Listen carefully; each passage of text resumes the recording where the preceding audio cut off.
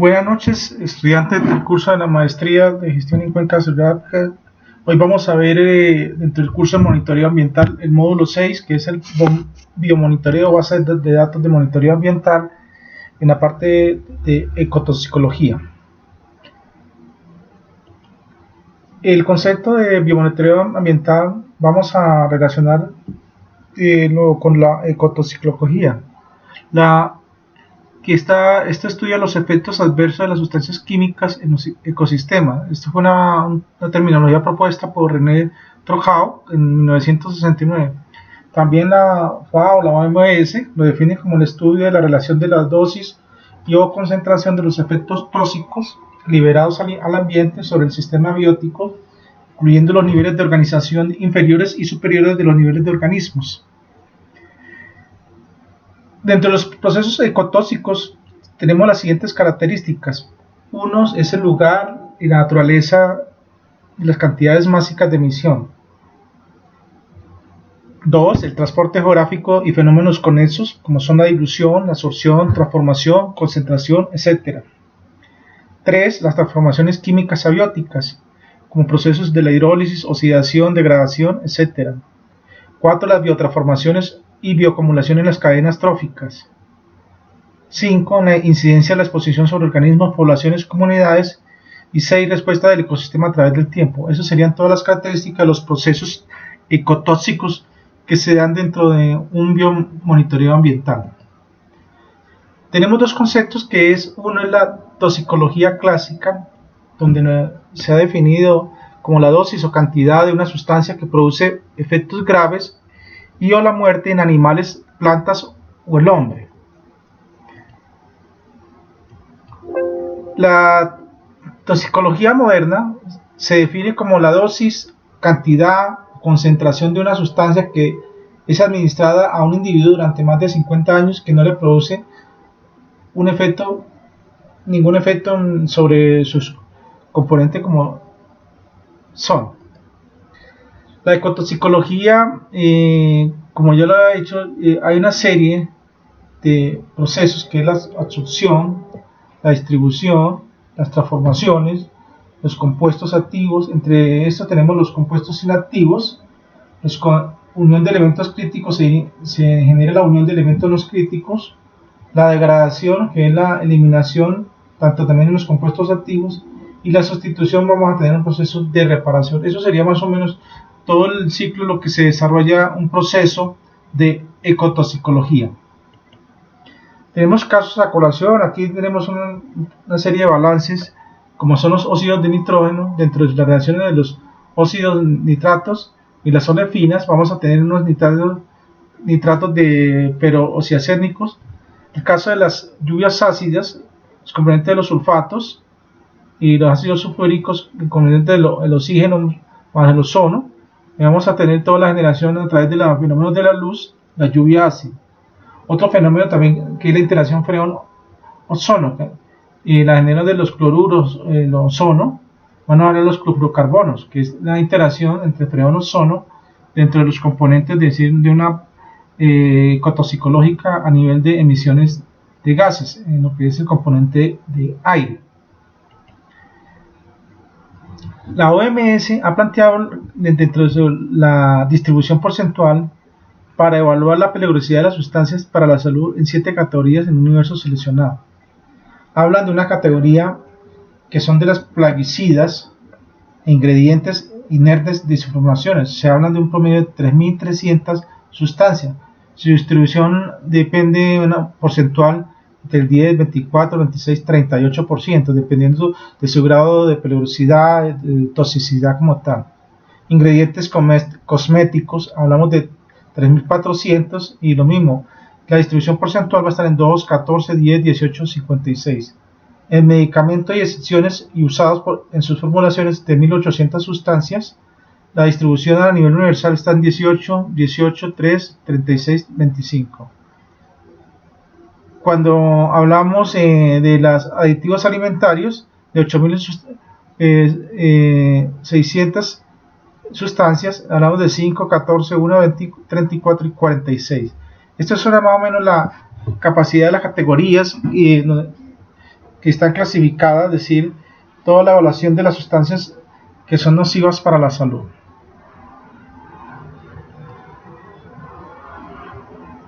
A la vez vamos a ver la tabla comparativa del comportamiento del ecosistema y su importancia en los procesos de contaminación. Hablemos de los tres componentes aire, agua, suelo, donde vamos a ver los contenidos de especies de acuerdo a su posición de hábitat en sus niveles bajo, moderado o considerable, los medios de transporte de contaminación, sea distancia de transporte, volumen transportado, que en la gran parte es considerable, y en el suelo va a ser de carácter bajo. El riesgo del contaminante a las poblaciones presentes en el aire es bajo, en el agua es alto y en el suelo es moderado. La degradación por contaminación, tanto en el agua como en el suelo, es considerable, y en el aire es bajo. Entonces, medimos el comportamiento del ecosistema y su importancia en los procesos de contaminación. Y la uniformidad de la composición: en el aire es alta, en el agua es moderada, en el suelo es bajo. Y la capacidad de dilución: en el aire es alta, considerable, en el agua es moderada, en el suelo es bajo. Esto es más o menos una tabla para mirar cómo es la tendencia del comportamiento que tienen los componentes agua, aire, suelo en relación con el ecosistema. La ecotoxicología, vamos a manejar un concepto que dentro de la fase de monitoreo, que son los indicadores.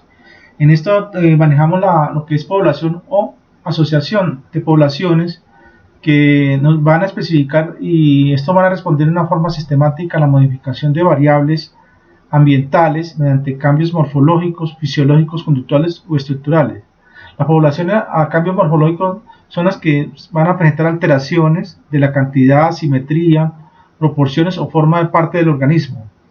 Los cambios fisiológicos, en alteraciones en la intensidad de los procesos metabólicos, va a haber modificación de la actividad de enzimas específicas.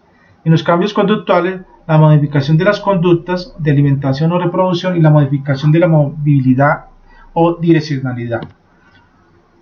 Otro componente indicador son las asociaciones, que son los cambios de la estructura de la asociación en las relaciones predador-presa. Otro indicador vamos a tener la tierra, que se presenta en tres aspectos.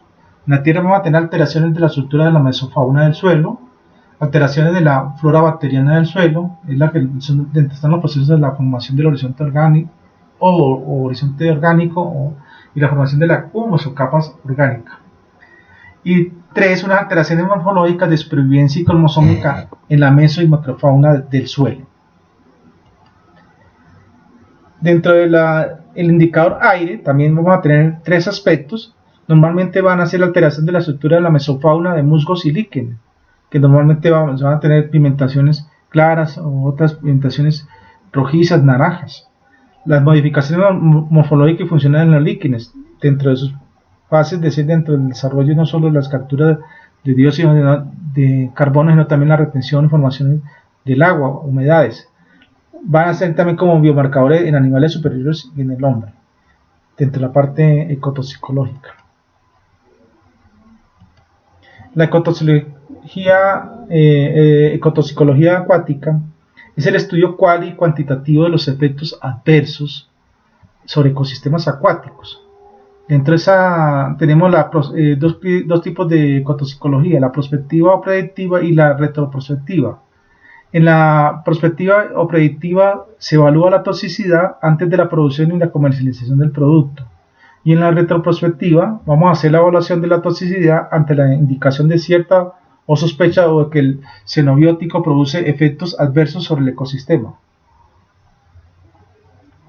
Cuando hablamos de xenobióticos, son agentes bióticos externos que me van a alterar, van a haber cambios. En el caso, por ejemplo, los contaminantes en la mortandad de peces, los vertimientos no controlados. Vamos a ver, por lo tanto, tres aspectos que me van a generar el riesgo, que es un efecto, una exposición y una probabilidad. De entre esos manejamos dos aspectos, que son los objetivos del ensayo de la toxicidad y el impacto ecotoxicológico. Entre los objetivos que se debe de realizar una investigación básica, un criterio de calidad de agua, una evaluación del impacto ecotoxicológico del riesgo y monitoreo de un cuerpo de agua. En el impacto vamos a tener en cuenta la interacción del agente tóxico y el sistema biótico, que conduce a la interrupción de una función armónica del sistema, una cadena usual entre agente, receptor, efecto, y la manifestación de cómo se ceden las variaciones normales de las funciones de un sistema. También los conceptos de toxicidad, riesgo y seguridad. La toxicidad la definimos como una capacidad de una sustancia de causar algún efecto nocivo sobre organismos vivos. Depende de la cantidad administrada o absorbida, la vía del ingreso al organismo, la distribución a lo largo del tiempo después de su administración, la naturaleza y severidad del daño producido, tiempo necesario para producir el efecto. En el riesgo, es la frecuencia esperable de efectos adversos como consecuencia de la exposición al xenobiótico.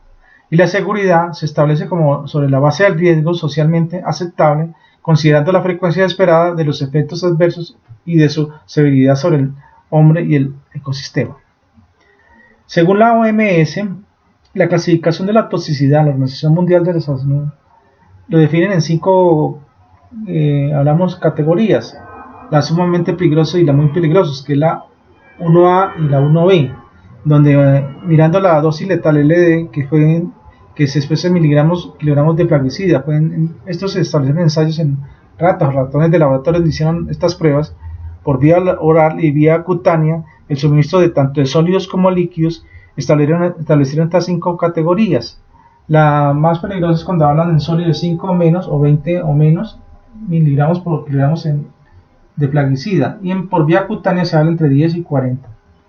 Muy peligroso entre 5 a 10 y entre líquidos de 20 a 200 por vía oral, y por vía cutánea de 10 a 100 sólidos y de 40 a 400 vía cutánea.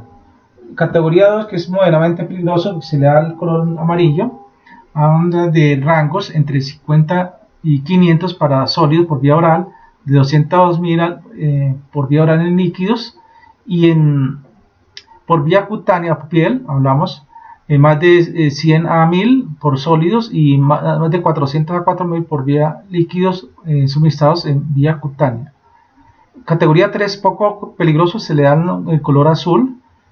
Por vía oral en sólidos se considera entre 500 a 2000, líquidos de 2000 a 3000, y por vía cutánea los sólidos van más de 1000 miligramos por kilogramos y los líquidos más de 4000. Y categoría 4, que normalmente no ofrecen peligro, cuando tenemos los LD miligramos por litros mayores a 2000 por sólidos y mayor a 3000 en líquidos. Por vía cutánea no se establecen valores. También se maneja la tabla de categoría de los plaguicidas. En la parte toxicológica no son plaguicidas, sino en términos general las 5 categorías, que el 1A es extremadamente peligroso, 1B altamente peligrosos, 2 moderadamente peligrosos, categoría 3 ligeramente peligrosos, y la 4 que nosotros los llamamos en productos que normalmente no ofrecen un peligro. Dentro de esa calificación, la banda del color, según la categoría de la OMS, lo clasifican las 2 categorías 1A y 1B.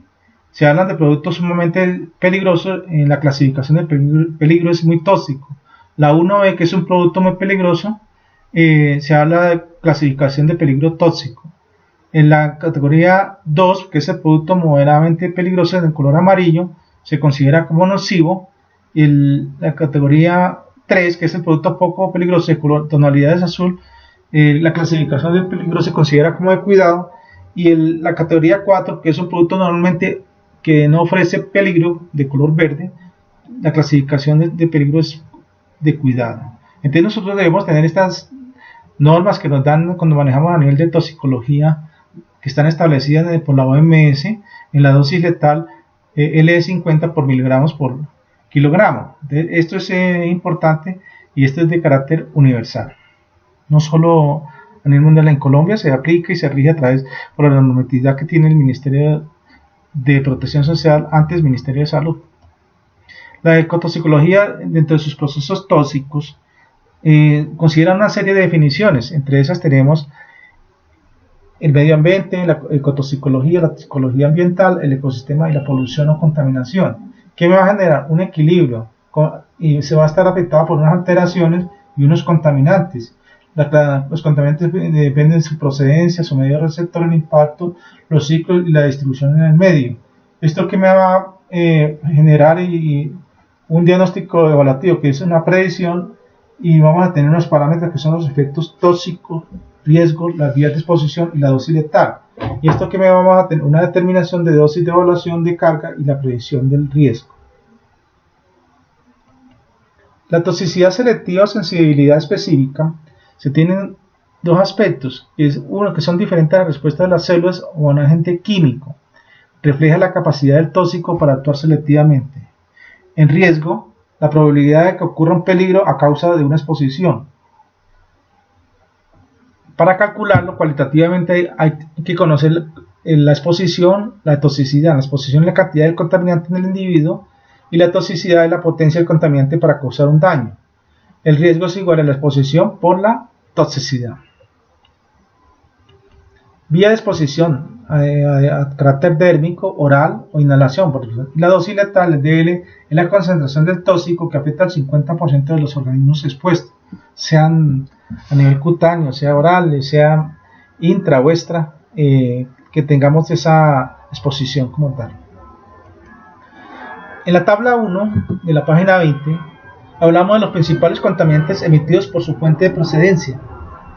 Normalmente en la fuente en agricultura y ganadería vamos a tener biocidas, metanos, nitratos, en general purinas, sulfatos, algunos nitritos y las generadoras de electricidad, todos a niveles de monóxido, dióxidos y óxidos nitrosos.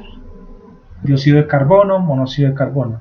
En transporte vamos a tener lo mismo: monóxido de carbono, dióxido de carbono, óxidos nitrosos, óxidos sulfurosos, los COP, las diocinas, COP es decir, de concentración en cantidades volátiles, diocinas, los ozonos y el plomo. En tratamiento de residuos vamos a tener dióxido de carbono, metanos, óxidos sulfurosos, nitratos, diocinas, metales y los PCB, los que son los bifenilos policromados. En fuentes naturales, ácidos clorhídricos, los COP, monóxido, dióxido de carbono, óxido nitroso, óxidos nitratos, sulfuros, nitratos y metanos, ácido clorhídrico, todos los componentes, algunos que tengan presencia de cloro. En la tabla 2 vemos algunos principales contaminantes según el medio receptor. Cuando tenemos la listada tanto de contaminantes atmosféricos, urbanos, interiores, contaminantes del agua, marinos, del suelo. En el suelo vamos a tener metales, biocidas, hidrocarburos, nitratos, los COP. En marino, los hidrocarburos, los TBT, los DDT, los PCB, metales, nitratos, fosfatos. En el agua vamos a tener todos los que se generan en vertimientos, metales, detergentes, cianuros, fosfatos, biocidas, nitratos. En interiores vamos a tener asbestos, dióxido, óxidos nitrosos, óxidos sulfurosos, ozono. En contaminantes urbanos, el monóxido, el dióxido y óxidos nitrosos, diocinas, el plomo y los COP. Y los atmosféricos, análogos de todos los urbanos, que diríamos la sumatoria más los contaminantes del suelo, más los contaminantes de interiores.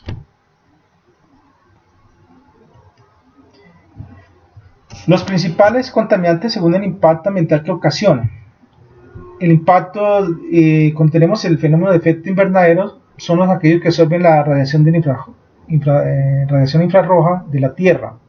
La acidificación, cuando disminuye el pH del agua por precipitación, lo que nosotros conocemos lluvias ácidas. La destrucción de la capa de ozono son las que generan por contaminantes estables capaces de alcanzar la estratosfera. La destrucción de la formación del smog, aquellos que crean nieblas en centros urbanos e industriales.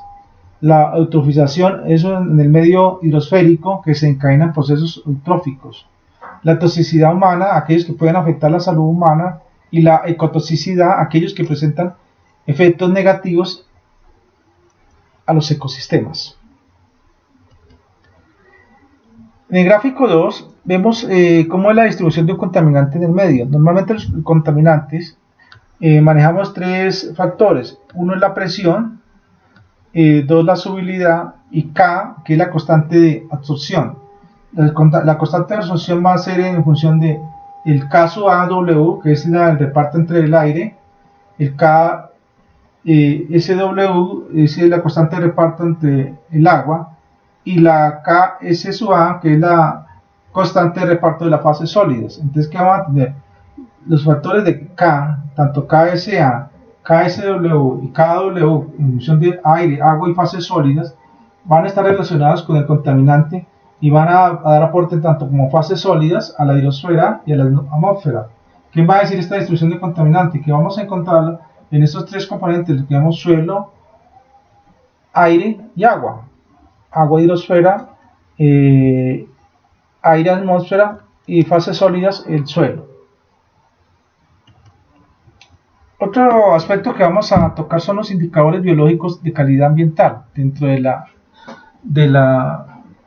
del biomonitoreo y la ecotoxicología.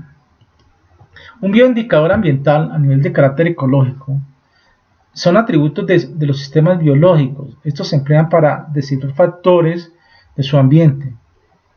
Estos se utilizaron inicialmente en especies o asociaciones de estas como indicadores y luego fueron a emplearse en atributos correspondientes a niveles de la organización del ecosistema, como poblaciones, comunidades, lo que resultó particularmente útil en los estudios de polución o contaminación.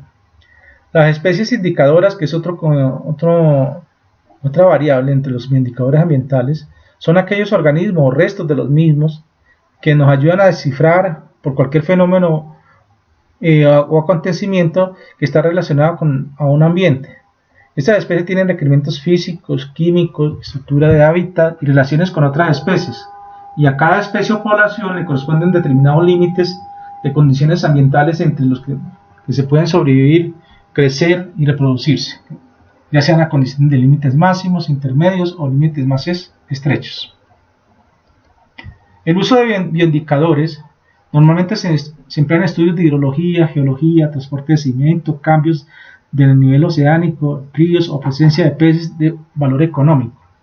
Los indicadores hidrológicos son organismos mediante los cuales se pueden diferenciar las distintas masas de agua a niveles físico, químico, flora, fauna, caracterización de su temperatura, salinidad y determinar sus movimientos.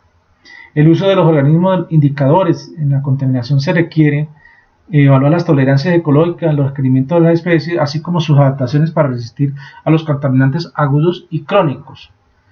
Dentro de las investigaciones de la contaminación o polución se hablan del estudio autoecológico y el cinecológico. El autoecológico establece los límites de tolerancia de una especie a una sustancia, a una mezcla, llamados mediante ensayos de toxicidad, y el cinecológico se basa en la observación y análisis de las características ambientales de los sitios en los cuales se detectan con mayor frecuencia los organismos de cierta especie, tales como algas, bacterias, protozoos, macroinvertebrados y peces, que son los que más se usan como indicadores en la contaminación acuática. Los tipos de bioindicadores a nivel de microorganismos tenemos los diatomeas, los dinoflagelados, líquenes y hongos. A niveles botánicos, los zoológicos, a niveles de mamíferos, aves, anfibios, reptiles, peces y algunos invertebrados.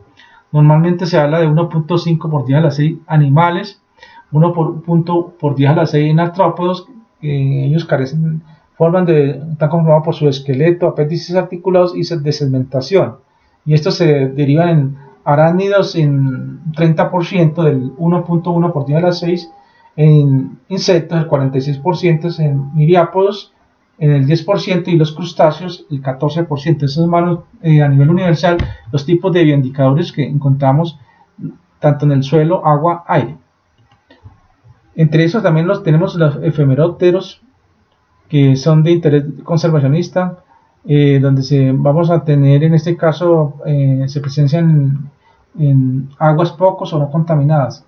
Los tricópteros vamos a encontrar su hábitat en ríos en aguas quietas, normalmente son ninfas acuáticas. En las odonatas, también conocidas como libélulas o caballitos del diablo, son muy buenos indicadores y nos indican que es muestreo simple y son sensibles a la alteración y son visibles y tienen parte para un buen conocimiento biológico. Las coleópteras, elevado también a interés conservacionista, como son los escarabajos, ellos también los vamos a encontrar no solo tienen un amplio rango indicativo en condiciones salinas, zonas lacustres, en zonas de alto riesgo, contaminación.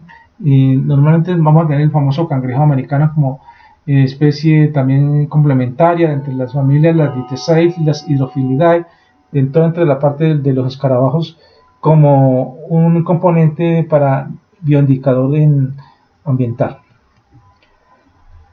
Un aspecto que se menciona mucho, que es la integridad biológica y ecológica. La capacidad del ambiente es para mantener las comunidades balanceadas, adaptables e integradas a organismos que poseen una composición de especies, diversidad y organización funcional, comparables a un ambiente natural que reflejan los procesos evolutivos y naturales. ¿Qué buscamos con esto? Determinar cuál es la calidad ambiental a partir de muestreo de los contaminantes, alteraciones en componentes abióticos y de los ecosistemas de los tres elementos, aire, agua, suelo.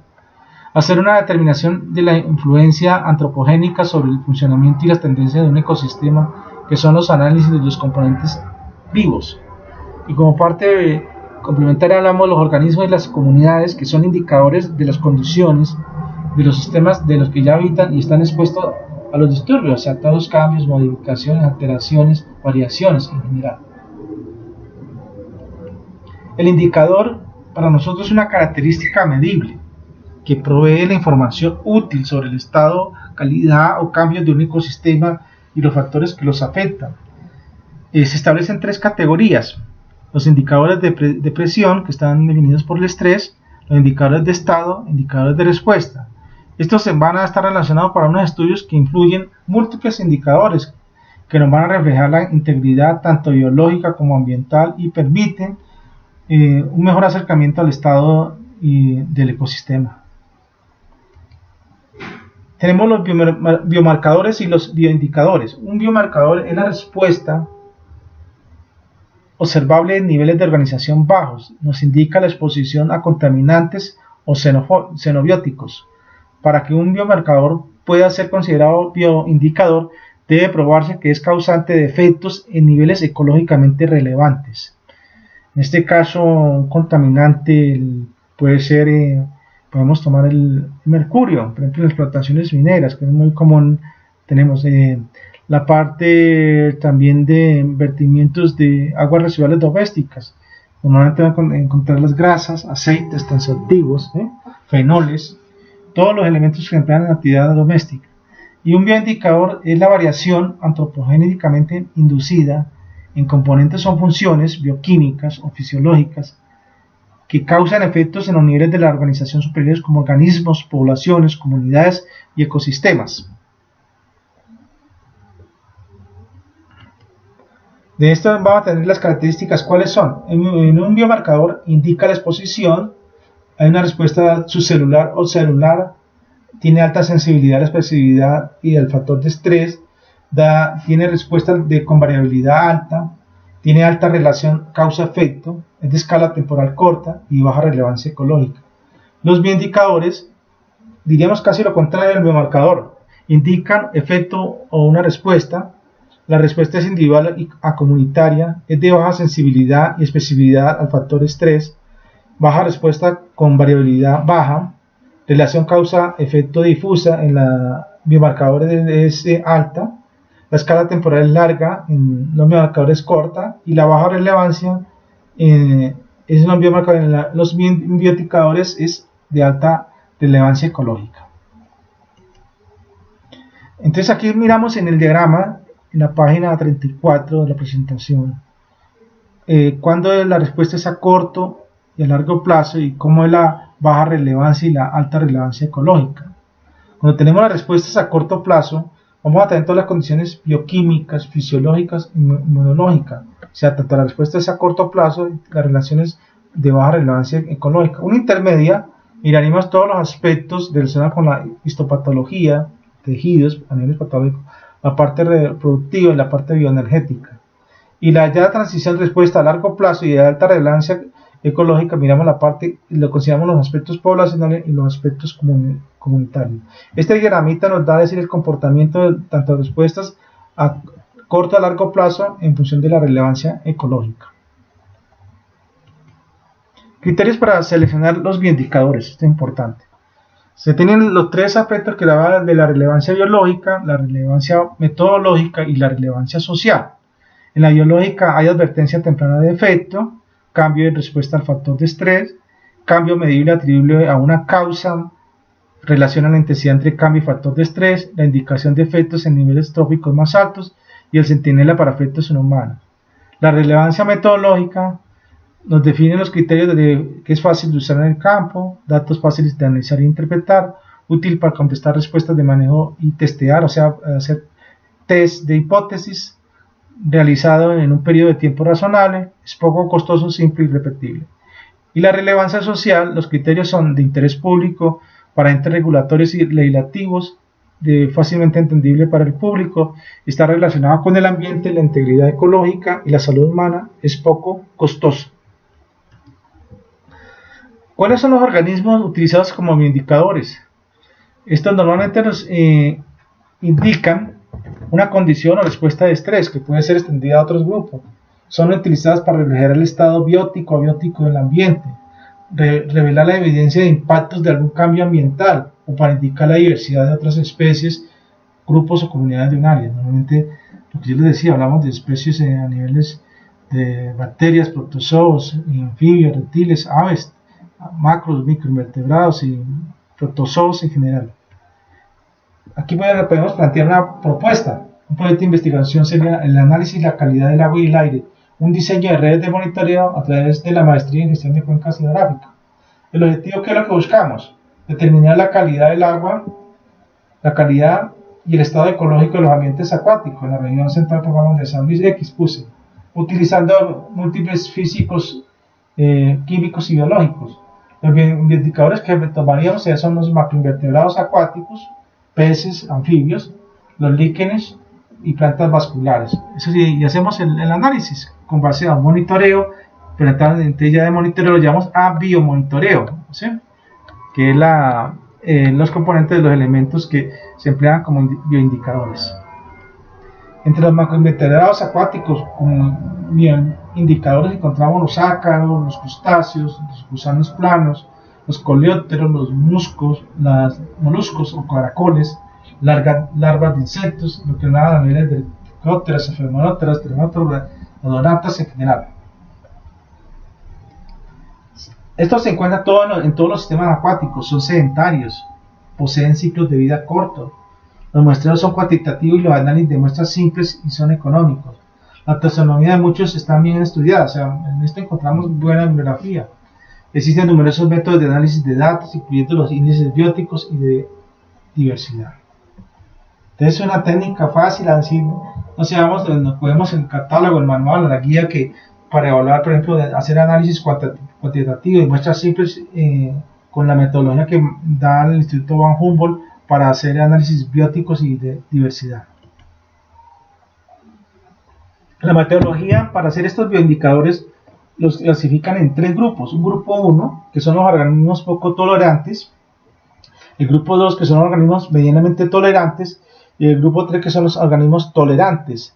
Normalmente todos van a manejar larvas a niveles de Ephemerópteras, Trichópteras, crustáceos en general, y algunos insectos como dípteros, como los gramites, los filios, las cranelfis, las mites, las pupas, la parte de los caracoles en general.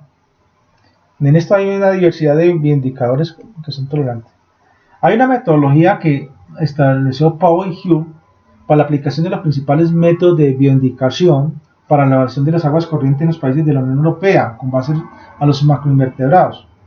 Aquí nombran varios países donde se hace la clasificación e identificación a través del orden, familia, género, especie, se hace de carácter nacional o regional, y los rangos que fijan de esa aplicación de los métodos de bioindicación, la mayoría son de carácter cualitativos, y el método de indicación están los estándares. Por ejemplo, en Bélgica manejan el método BBI, en Dinamarca el DFI, en Francia el IBGN, Alemania el BEOL, en Islandia el Q, en Italia el EBI, Luxemburgo el IP, Holanda el CAT 135, Portugal el BBI, en España el BMWP, que es el biomonitoreo a nivel del grupo de trabajo para monitoreo en especies en general. En el Reino Unido tenemos el ASPT. Para Colombia, la clasificación la hizo Roldán en el 2003, el profesor Gabriel Roldán de la Universidad de Antioquia estableció 9 categorías. De esas 9 categorías están por familias.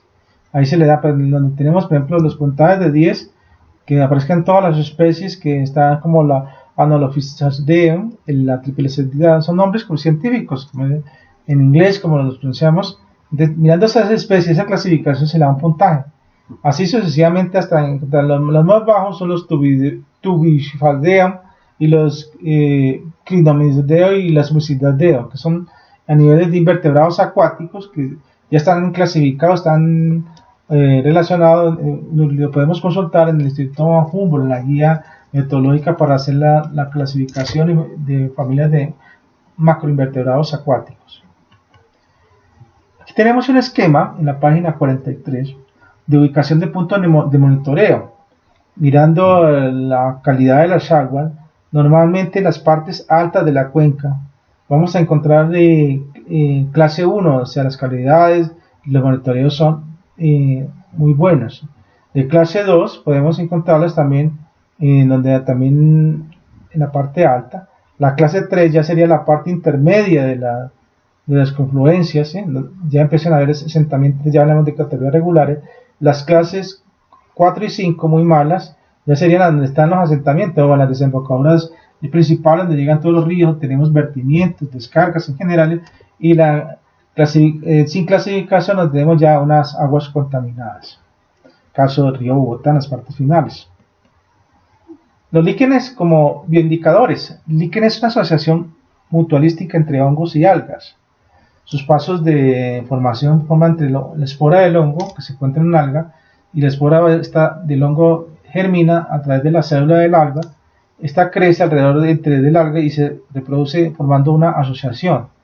Esa asociación se le conoce como el talo del líquen, como un nuevo organismo, y entre ellos se forman el apotecio, que son los filamentos del hongo, y el micelio, y las células del alga, generando así la espora del hongo, que son los cuerpos reproductivos de los líquenes.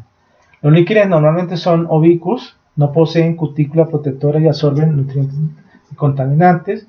Cualquiera de los simbiontes se ve afectado por algo, como organismos mueren, son relativamente longevos, o sea, de alta edad, viejos, son perennes, permanentes, tienen requerimientos ecológicos restringidos a rangos de dispersión limitados. Eso es un buen indicador natural, que lo vemos en la zona de Páramo, donde se generan las zonas de recarga hídrica, las partes altas, donde hay bosques primarios que no han sido intervenidos. Eventos en que los líquenes pueden ser utilizados como bioindicadores. En la parte de contaminantes ambientales, cuando tenemos la presencia de lluvias ácidas, hidrocarburos clorinados, contaminación por metales pesados, contaminación aérea por dióxido de azufre, fluoruros, óxidos de nitrógeno, los radionucleicos, y por cambios climáticos la radiación ultravioleta, que ellos absorben todas esas emisiones y cambian de pigmentación y tonalidades, de su color blanco o blancuzco verduzco, amarillos a rojizos o naranjas o verdes oscuros. Los anfibios como bioindicadores. Estos tienen ciclos de vida complejos en ambientes terrestres y acuáticos. Requieren de microhábitats específicos. Tienen de áreas de acción relativamente limitadas. Presentan poblaciones en ecosistemas sin disturbios. Poseen periodos de vida largos en estadios larvales y prolongados. Aportan una biomasa importante en las comunidades. Son depredadores y presa en la cadena trófica y son sencillos de muestrear y capturar y manipular. Aquí vemos una apreciación de cuando están en renacuajos adultos, está haciendo un monitoreo y una muestra de un anfibio, dependiendo de las condiciones, si es en la ubicación según su hábitat. Las plantas como bioindicadores. Estas no se desplazan, o sea, son fijas, dependen directamente del suelo para cumplir sus funciones vitales, tienen requerimientos específicos, como las plantas acidófilas, las basófilas, las hidrófilas, inatrófilas, isófilas y heliófilas, que es dependiendo su tipo de nutrientes, suelo o componentes donde se desarrolla. Como son permanentes y no se desplazan, cuando vamos a acidófilas en suelos componentes ácidos, basófilas en niveles de bacines, o sea, hidrófilas en aguas, y nitrófilas en suelos con componentes de nitrógenos, xeófilas y en los xilófilas hablamos también a funciones de la composición no solo orgánica del suelo, sino también mezclas de alteraciones cuando han sido suelos intervenidos o alterados. Los puntajes, como hablábamos de la metodología BMWP, que es del grupo de trabajo, de monitoreo con bioindicadores, hablamos de las 10 categorías que está para Colombia. Y aquí tenemos la clasificación de todas las familias de macroinvertebrados acuáticos, donde vamos del 1 al 10. ¿Qué hacemos? Cuando hacemos el muestreo, lo vemos a un microscopio, cogemos los patrones de los libros y miramos en la familia. Según el número de especies, hacemos un panteo, encontramos una muestra, podemos encontrar 20 macroinvertebrados. Y entre esos 20 macroinvertebrados van a estar un componente de cada familia. Entonces, según el número, se le da un puntaje. La clasificación de las aguas y su significado ecológico, de acuerdo al índice del grupo de trabajo BMWP, se fijan en 5 categorías. Uno es cuando hablamos de buena, que son aguas muy limpias, el factor es mayor a 150, y aguas no contaminadas entre 123 a 149. Los colores serán de azul índigo, azul claro. El agua clase 2, que se considera aceptable, entre 71 y 122, son aguas ligeramente contaminadas, se evidencian efectos de contaminación.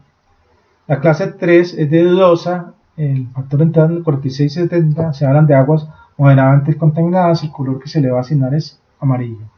La categoría 4, que es la crítica, de 21 a 45, aguas muy contaminadas, color pardo, la nomenclatura.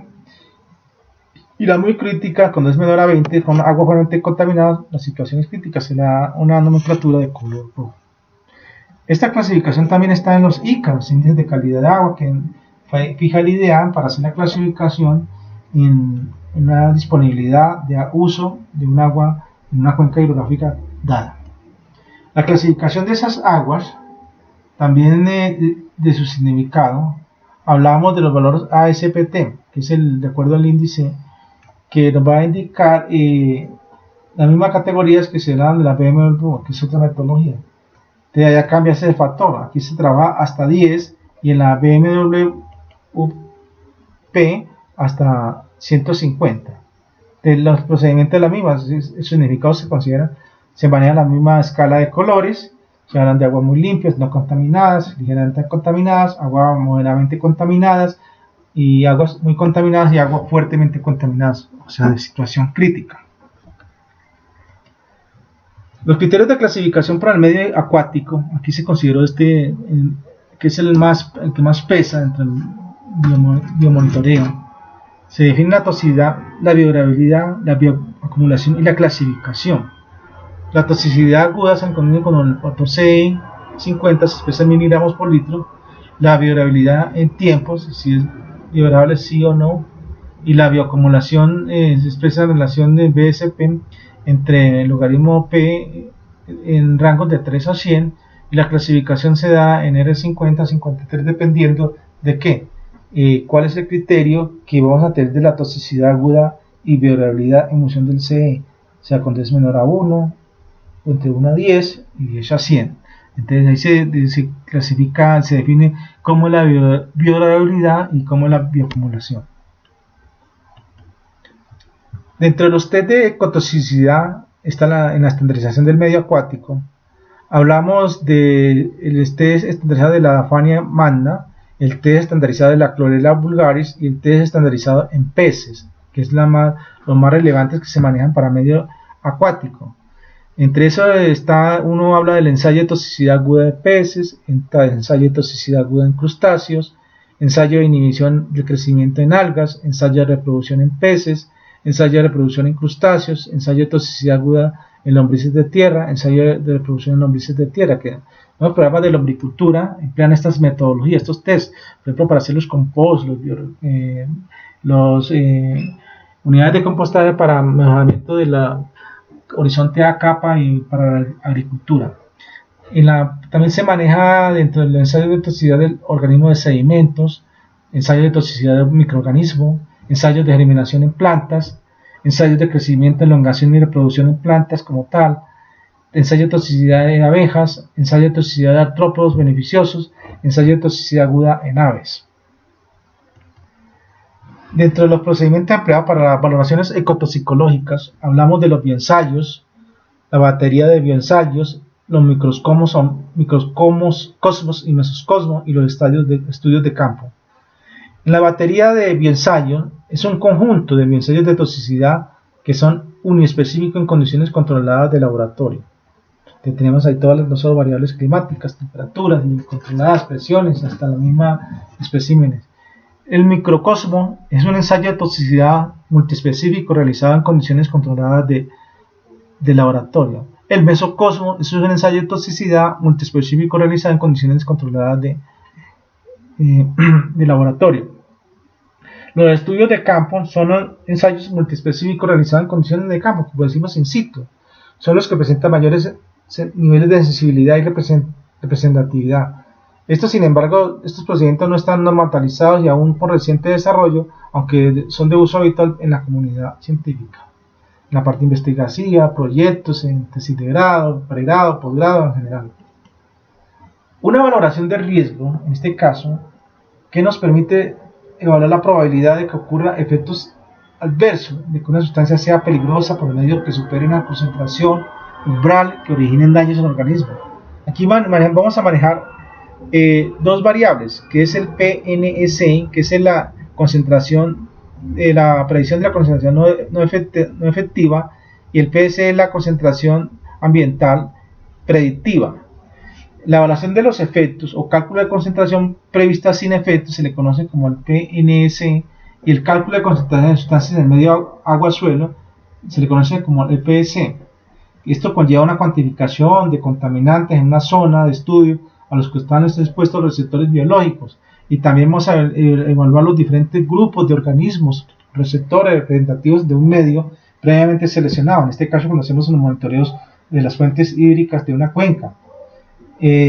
¿Con qué verificamos? La cuantificación del riesgo.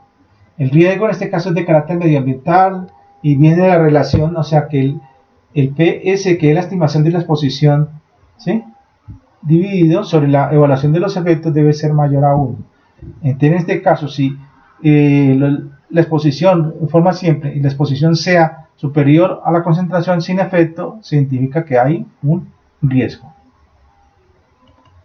El cálculo del PNS, o sea, que nosotros conocemos como la evaluación de los efectos o cálculo de concentración prevista sin efecto conocida, como es la concentración predecida sin efecto, y la otra es la concentración de las sustancias en el medio ambiente. ¿Cómo lo estimamos? Normalmente se pueden calcular en organismos acuáticos, microorganismos depuradores, organismos de suelo, intoxicación vía alimentaria, organismos expuestos a través del aire. La fórmula es el cálculo del PNS, es el dato de la toxicidad más sensible sobre el factor de valoración.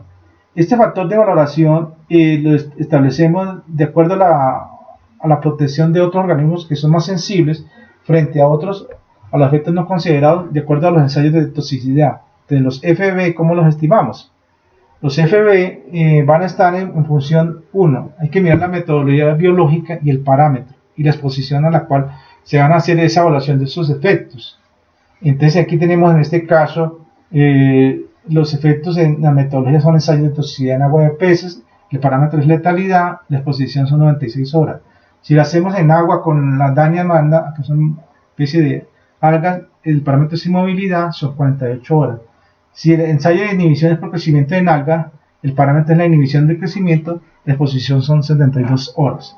Si el ensayo de reproducción de peces, efectos de reproducción, hablamos de 28 días. Si el ensayo de reproducción de la Dania magna, en efectos de reproducción, 21 días. Y los ensayos multiespecíficos son de carácter multiparamétricos, a nivel de microcosmo, mesocosmo y estudios de campo. Entonces, los factores FB van a estar fluctuando entre 1 a 1000, dependiendo de los datos. Entonces, cuando los datos de toxicidad son a corto plazo, en cada uno de los 3 niveles tróficos, cuando manejamos peces, danias y algas, las danias en este caso, cuando se hablan de los eh, de los ensayos, ¿sí? Hablamos de muestras de laboratorio, que son macroinvertebrados, ¿sí? Que me van a referenciar uno.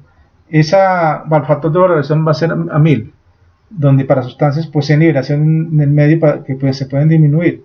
Cuando un dato de toxicidad a largo plazo, en caso de peces o dañas, se considera 100. Cuando son dos datos de toxicidad a largo plazo, que se conoce en NOC, en dos especies representativas, se consideran de 50. Cuando se manejan datos de toxicidad a largo plazo y al menos 3 especies, se considera 10, y cuando hay un método de distribución probabilística con datos de toxicidad disponibles, se considera 5.1 la justificación por cada caso, por cada especie, hay que hacerlo. Y en datos de campo o de mesocosmo, la decisión está dada caso por caso. Entonces de aquí se parte la que nosotros llamamos la estimación de la exposición, como los indicadores. Entre esas propiedades de los PET, decíamos que están en la concentración esperada en el medio, o como se le conoce en inglés, el Predicted Test Environment Concentration, nos dicen que las propiedades son, una, la hidrólisis o tasa de degradación en medio del agua, está en función del pH y la dosis total letal en 50 en condiciones de laboratorio. La fotólisis en agua o tasas de degradación por medio de acción fotolítica en condiciones de laboratorio. Se habla también de la degradación aeróbica en aguas o tasas de degradación por acción biológica, que son en condiciones de laboratorio también. La degradación aeróbica en sedimentos o tasas de degradación media por acción biológica también se hacen en condiciones de laboratorio. La degradación de agua o degradación media por acción biológica por organismos anaeróbicos también son en condiciones de laboratorio. La relación de absorción y desorción en suelos, esa la hacemos en campos o mesocosmo. Hablamos de la degradación anaeróbica de suelos o tasas de degradación al medio por acción biológica, que son organismos aeróbicos en condiciones de laboratorio. La disipación o campo o degradación media en condiciones de campo, la lisificación en condiciones de laboratorio, la fotólisis en el aire o degradación del medio por acción fotolítica en laboratorio, la volatilización, la bioacumulación de peces. De estas hablaríamos de todas las propiedades de la sustancia que se necesitan para hacer el cálculo del PEP.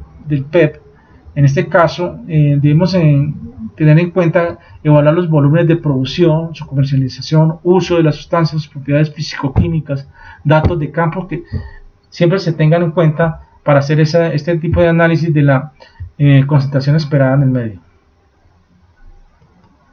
¿Cómo cuantificamos el riesgo como indicador? Entonces aquí, tenido a decir la parte de las dos variables, el P, que es la concentración esperada en el medio, ¿sí? Y la PNC, que hablamos de la concentración, en este caso, prevista sin efecto, me va a relacionar varias relaciones: el PD en agua sobre el PNC sobre organismos acuáticos, el sedimento sobre organismos de sedimento, del suelo, dependiendo del componente que vayamos a evaluar. Entonces, si el P es igual o menor al PNC, se considera que la sustancia es de bajo riesgo, mientras que el PS y el PNC mayor a 1 se indica un riesgo que aumenta a medida que se va subiendo, se va incrementando esa relación. En forma que lo que se busca, hacer una optimización de las técnicas de identificación, la caracterización de los riesgos, realizando ensayos de toxicidad sencillos a los complejos que son de laboratorio, que es lo que nosotros va a implicar en forma progresiva hasta llegar a estudios cuando se consideran necesarios, y la comparación del PS y el PNC indica la existencia de un posible riesgo dado. La valoración de los productos de riesgo de productos fitosanitarios: tenemos en este caso aves, otros vertebrados, peces, crustáceos, algas, especies de sedimentos, plantas acuáticas, artrópodos, abejas, lombrices, microorganismos, donde vamos a tener esta consideración tanto a corto y a largo plazo. ¿Qué me va a indicar esa valoración? Cómo es el comportamiento empleando las metodologías, fundamentos y criterios para definir el PS, el CE y el CD o dosis letal y el NOS, que son los parámetros que me van a indicar cuál es la información ecotoxicológica obtenida en los grupos de acuerdo para evaluar el riesgo ambiental en cada una de las ecuaciones que se consideran tanto a corto o a largo plazo. Entonces aquí vamos a tener una valoración de los riesgos. a nivel de sustancias industriales, productos fitosanitarios. Lo primero que vamos a evaluar es los organismos acuáticos, peces, los vertebrados, los organismos terrestres, donde vamos a tener rangos, consideraciones y qué es lo que se espera, los resultados con base a los que se obtienen en el laboratorio, en ensayos y pruebas que hagamos relativo. Entonces, con todo hacemos el refinamiento del riesgo y lo establecemos por evaluaciones cuándo es a corto y cuándo es a largo plazo. Esto sería todo el curso del módulo de biomonitoreo. Entonces, ¿qué es lo que vamos a hacer de taller dentro de la actividad? Vamos a formular y plantear un tipo de biomonitoreo para una cuenca. Entonces, ¿cuál sería el biomonitoreo que se ajustaría para desarrollarlo mirando los criterios y las variables que sean más relevantes dentro de la parte de monitoreo? Ese sería, tiene su bibliografía, que son, diríamos, todos los componentes que se le dan ante el curso de monitoreo ambiental como tal. Buenas noches.